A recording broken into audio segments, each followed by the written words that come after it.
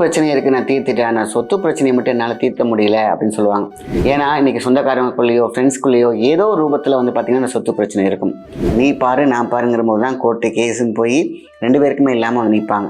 So இந்த சொத்து பிரச்சனைகளை தீர்ப்பதற்கு தெய்வத்தினால் ஆன ஒரு பரிகாரம் தான் இன்றைக்கி பார்க்க போகிறோம். இதுக்கு தேவையான விஷயம் 5 வாரங்கள் டு 8 வாரங்கள் பண்ணலாம். 5 வாரத்துலேயே நல்ல ரிசல்ட் கிடைக்கும். எப்பேற்பட்ட துன்பமும் உடைந்து போக வேண்டும். இது நொறுங்குற மாதிரி என்னுடைய பிரச்சனைகள், எங்கள் வீட்டில் இருக்கிற பிரச்சனைகள்லாம் நொறுங்க வேண்டும்.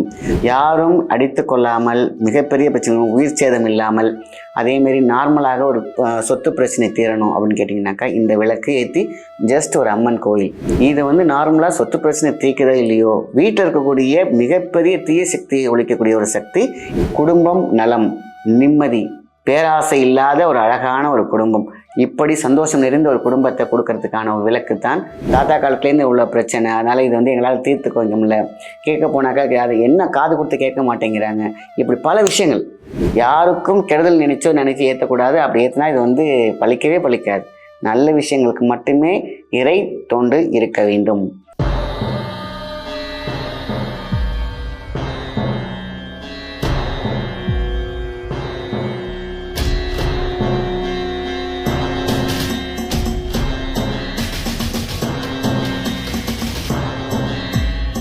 வணக்கம், உங்கள் மாயன் செந்தில்குமார். இன்றைய பரிகாரம் ரொம்ப ரொம்ப முக்கியமான விஷயம். நிறைய பேர் கேட்டிருக்கீங்க, எவ்வளவோ பிரச்சனை இருக்குது, நான் தீர்த்துட்டேன், நான் சொத்து பிரச்சனையை மட்டும் என்னால் தீர்த்த முடியல அப்படின்னு சொல்லுவாங்க. இந்த சொத்து பிரச்சனை பார்த்தீங்கன்னாக்கா மனம் கோளாறு அப்படின்னு சொல்லுவாங்க. சின்ன விஷயந்தான், ஈகோ. இந்த ஈகோ தான் நம்ம பெரிய பெரிய விஷயமா இருக்காது. இந்த ஈகோவில் பார்த்தீங்கன்னாக்கா ஒரு பெரிய விஷயம், சந்தோஷமான வாழ்க்கையை நம்ம இழந்து விடுவோம். ஏன்னா இன்றைக்கி சொந்தக்காரங்களுக்குள்ளேயோ ஃப்ரெண்ட்ஸ்குள்ளேயோ ஏதோ ஒரு ரூபத்தில் பார்த்தீங்கன்னா இந்த சொத்து பிரச்சனை இருக்கும். நமக்குன்னு இருக்கக்கூடிய விஷயம் கண்டிப்பாக வந்தே தீரும். அதில் எந்த விதமான மாற்றமும் இருக்காது. ஆனால் குட்டியான ஈகோ, இந்த ஈகோலேருந்து ஈசிகோக்குள்ளே போயிட்டாங்க அப்படின்னு கேட்டாலே அவ்வளோ அற்புதமான ஒரு வாழ்க்கை அமையும். சரி, இந்த மாதிரியான சூழ்நிலையில் இந்த விட்டு கொடுக்கும் மனப்பான்மை பார்த்தீங்கன்னாக்கா எல்லாத்துக்குமே இருக்கும். ஆனால் அந்த ஈகோனால நீ பாரு நான் பாருங்கிற போது தான் கோர்ட்டு கேஸுன்னு போய் ரெண்டு பேருக்குமே இல்லாமல் வந்து நிற்பாங்க. ஸோ இந்த சொத்து பிரச்சனைகளை தீர்ப்பதற்கு தெய்வத்தினால் ஆன ஒரு பரிகாரம் தான் இன்றைக்கி பார்க்க போகிறோம். இதுக்கு தேவையான விஷயம் ஒரு பூசணிக்காய். ரொம்ப பெரிய பூசணிக்காய் கிடையாது, ரொம்ப குட்டியாக எடுத்துக்கோங்க. அதை 2ஆக வெட்டிக்கோங்க. ஒன்று எப்போதும் பத்திரமா வச்சுக்கோங்க. ஏன்னா நம்ம போடக்கூடிய இந்த விளக்கு பூசணிக்காய் விளக்கு பார்த்திங்கன்னா 5 வாரங்கள் டு 8 வாரங்கள் பண்ணலாம். 5 வாரத்துலேயே நல்ல ரிசல்ட் கிடைக்கும்.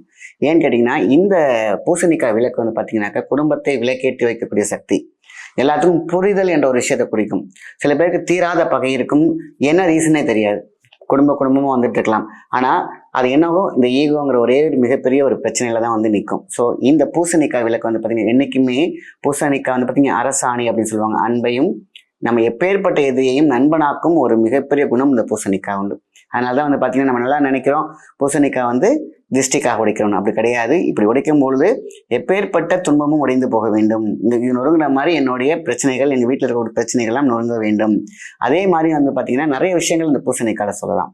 இந்த பூசணியோடைய எனர்ஜி சாதாரண விஷயம் கிடையாது. மார்கழி மாதத்துல ஏன் பூசணிக்காய் பூ வைக்கிறாங்க அப்படின்னு கேட்டிங்கனாக்கா அது ஒரு டிஷ்ஷான்ட்டுன மாதிரி எல்லா வகையான சக்திகளும் பார்த்தீங்கன்னா பூலம் நோக்கி வரும் பொழுது அதை ஏற்கக்கூடிய ஒரு மிகப்பெரிய ஒரு அப்சர்வர், ஒரு மேக்னெட் தான் பூசணி பூ. பூக்கே இந்த குணம் இருந்துச்சுன்னா காய்க்கு எவ்வளோ விஷயங்கள் இருக்கும்.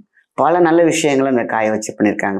யாரும் அடித்து கொள்ளாமல், மிகப்பெரிய பிரச்சனைகள், உயிர் சேதம் இல்லாமல், அதேமாரி நார்மலாக ஒரு சொத்து பிரச்சனை தீரணும் அப்படின்னு கேட்டிங்கனாக்கா இந்த விளக்கு ஏற்றி ஜஸ்ட் ஒரு அம்மன் கோயில், இல்லைன்னா அம்மன் நம்ம வீட்டுக்கு அம்மன் படத்துக்கு முன்னாடி கூட வைக்கலாம். கொஞ்சம் சின்னதாக வைக்கோங்க, ரொம்ப பெருசாக வேண்டாம். வெட்டிக்கோங்க. வெட்டிட்டு அதில் போட வேண்டிய 3 எண்ணெய், நல்லெண்ணெய், தேங்காய் எண்ணெய், நெய், அவ்வளோதான். நல்லெண்ணெய், தேங்காய் எண்ணெய், நெய் 3ஐயுமே மிக்ஸ் பண்ணி நீங்கள் ஒரு விளக்கு போடுங்க. விளக்கு திரி எந்த வேணாலும் போடலாம். நீங்கள் ஏற்கும் போதே என்னுடைய குடும்ப சொத்து பிரச்சனை தீரணும், எனக்கு சாதகமாக வர வேண்டும், அதேமாதிரி யாரும் எந்த மனமும் புண்படாமல் இந்த பிரச்சனை தீர வேண்டும்னு நினச்சி வேணாலே போதும். அம்மன் தாயிடம் இதை வேண்டும் பொழுது இந்த பூசணிக்காய் விளக்கில் ஏற்படக்கூடிய ஒரு சக்தியும் எல்லாருடைய மனமாற்றம், ஈகோ டு ஈஸிகோ முடிஞ்சிடும். ஸோ அப்போ இந்த பிரச்சனைங்கிற விஷயமே அங்கே இருக்காது. ஏதோ ஒரு வகையில் பார்த்தீங்கன்னா சுமமாக யாருக்காவது நல்ல விஷயம் நடக்கும். ஆனால் அது யாரும் மனம் கோணாமல், எந்த விதமான பிரச்சனையும் இல்லாமல் அது தீர்த்து வைக்கப்படும். இது பெரிய கணக்கு, நான் ஷார்ட்டாக சொல்லிட்டேன். இந்த சின்ன விளக்கில், அதாவது பூசணிக்காய் விளக்கில் அவ்வளோ பெரிய மகத்துவம் உண்டு. இது நார்மலாக சொத்து பிரச்சனை தீர்க்கிறதோ இல்லையோ, வீட்டில் இருக்கக்கூடிய மிகப்பெரிய தீய சக்தியை ஒழிக்கக்கூடிய ஒரு சக்தி இந்த பூசணிக்காய் விளக்கு உண்டு. அதேமாதிரி காரிய சித்தி, வீட்டில் ஏதாவது நினச்சிருப்பாங்க, வீடு கட்டணும்னு நினச்சிருப்பாங்க, பணம் இல்லாமல் இருக்கும், இல்லைன்னா லோன் போட்டிருப்பாங்க, அத்தனை விஷயத்துக்கும் இது சப்போர்ட் பண்ணி கொடுக்கும். ஆக குடும்பம் நலம், நிம்மதி, பேராசை இல்லாத ஒரு அழகான ஒரு குடும்பம், இப்படி சந்தோஷம் நிறைந்த ஒரு குடும்பத்தை கொடுக்கறதுக்கான ஒரு விளக்கு தான் பூசணிக்காய் விளக்கு. நார்மலாகவே பூசணிக்காய் விளக்கு வீட்டில் ஏற்றலாம். அப்போ வந்து பார்த்தீங்கன்னா இது எப்போ ஏற்றலாம் பார்த்தீங்கன்னா சனிக்கிழமை. ஒவ்வொரு சனிக்கிழமையும் இதுமாரி 5 சனிக்கிழமை நீங்கள் வீட்டில் ஏற்றி பாருங்க. வீட்டில் சொத்து பிரச்சனைன்னு மட்டும் கிடையாது, ஆக பிரச்சனை கணவனுக்கும் மனைவிக்குமே உள்ள பிரச்சனையே தீரும். குழந்தைங்க அடிச்சுக்கிறாங்களா, குவாலிசம் தீரும்.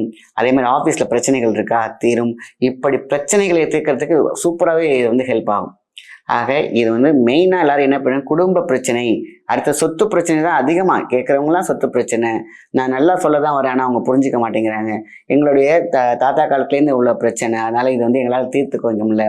கேட்க போனாக்கா அது என்ன காது கொடுத்து கேட்க மாட்டேங்கிறாங்க. இப்படி பல விஷயங்கள். அதுமாரி இந்த விளக்கு ஏற்றும் பொழுது மிக மிக எல்லாராலும் சுமூகமாக எந்த பிரச்சனையும் இல்லாமல் ஒரு தீர்வு கிடைக்கும் அப்படின்னு கேட்டிங்கன்னா இந்த விளக்கில் இப்படி வீட்டில் விளக்கு ஏற்றுங்க. நானும் நல்லா இருக்கணும், அடுத்தவங்களும் நல்லா இருக்கணும், எந்த பிரச்சனையும் இருக்கக்கூடாது, நிம்மதியான ஒரு வாழ்க்கை வேண்டும், அவ்வளோதான். இந்த பிரச்சனை தீர வேண்டும், சொத்து பிரச்சனை இருக்குது, இதை வந்து தீர வேண்டும், சுமூகமாக இருக்க வேண்டும், பிரச்சனை இல்லாமல் எங்களோட வாழ்வும் எல்லாரோடைய வாழ்க்கையும் நல்லாக இருக்க வேண்டும் அப்படின்னு நினச்சி இந்த விளக்கை ஏற்றினாலே போதும். இது பொது உடைமையாக யாரையும் துன்புறுத்துவதோ யாருக்கும் கெடுதல் நினைச்சு ஏற்றக்கூடாது. அப்படி ஏற்றினா இது வந்து பலிக்கவே பலிக்காது. நல்ல விஷயங்களுக்கு மட்டுமே இறை தொண்டு இருக்க வேண்டும். அதனால இந்த பூசணிக்காய் விளக்கு ஏற்றும் பொழுது மிகவும் நன்மை நன்மை நன்மை, இவ்வளவுதான் அதோடைய கான்செப்டை சொல்லலாம். எதற்கு வேண்டாம், எந்த இடத்துல விளங்காமல் இருக்கோ அந்த இடத்துல பூசணிக்காய் விளக்கை ஏற்றணும்னா அது கண்டிப்பாக அங்கே நிவர்த்தி இருக்கும். இதை பார்த்தீங்கன்னா நீங்கள் சனிக்கிழமை ஏற்றிட்டே வாங்க. 3வது சனிக்கிழமையே உங்களுக்கு மிகப்பெரிய ஒரு நல்ல விஷயத்தை கண்கூடாக பார்க்கலாம். ஆக 5லிருந்து 8 வாரம் வரைக்கும் இதை வந்து நீங்கள் பண்ணலாம். பண்ண நம்ம வீட்டில் இருக்கக்கூடிய பீடைகள் விலகி நல்ல சுபட்சம் உண்டாகி தெய்வ கடாட்சம் உண்டு பண்ணும். அதேமாதிரி கோபதாமம் இருக்கும் இடத்தில் அன்பும் பாசமும் பொங்கி நிற்பதை கண்கூடாக பார்க்கலாம். இப்படி ஒரு பூசணிக்காய் நம்ம கடையிலேருந்து நேராக தான் நம்ம வாங்கிட்டு வரணும். நம்ம கையாலேயே வாங்கிட்டு வந்து பாதியை வெட்டி நீங்கள் விளக்கேற்றுங்க. மீதி பாதியை நம்ம வீட்டில் சமைச்சிக்கலாம், அது ஒரு பிரச்சனையே கிடையாது. ஏன்னா அடுத்த வாரம் வரைக்கும் பூசணிக்காய் தாங்காது. ஸோ நம்ம பாதி விளக்கு போட்டுக்கிறோம், பாதி சமைச்சு சாப்பிட்டுக்கோங்க. ஆக உடலுக்கும் நல்லது, வீட்டுக்கும் நல்லது. பூசணிக்காய் சாறு உடம்புக்கு மிகப்பெரிய ஒரு மருத்துவம். பூசணிக்காய் பூ வீட்டிற்கு ஒரு மிகப்பெரிய ஒரு எனர்ஜி எடுக்கக்கூடிய விஷயம். பூசணிக்காய் என்றைக்குமே கெடுதல் நடிச்சது கிடையாது. பூசணிக்காயில் பாருங்கள், எதுக்காக வந்து திருஷ்டி சுற்றி போட்டாங்க, அமாவாசை பௌர்ணமிக்கெல்லாம் ஏன்னு கேட்டிங்கன்னா அவ்வளோ பெரிய நல்ல சக்திகள் இந்த பூசணிக்காய். இன்னும் சொல்லிக்கிட்டே போகலாம் பூசணியை பற்றி. பூசணி அரசாணி, வீட்டில் எந்த விதமான துன்பமும் இல்லாமல், இடைஞ்சல் இல்லாமல், இடையூறு இல்லாமல், பணப்புழக்கத்தோடு மிக சந்தோஷமாக வாழக்கூடிய அற்புதமான ஒரு காய் அப்படின்னு கேட்டிங்கன்னா பூசணிக்காய். நல்ல விஷயத்தை மற்றவங்க ஷேர் பண்ணுங்கள். நன்றி, வணக்கம்.